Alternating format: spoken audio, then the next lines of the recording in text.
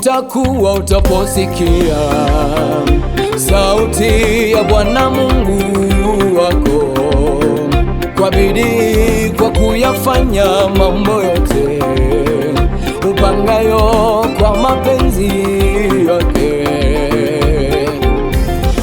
Itakuwa utaposikia sauti ya Bwana Mungu wako kwa bidii, kwa kuyafanya mambo yote upangayo kwa mapenzi yake. Baba yetu,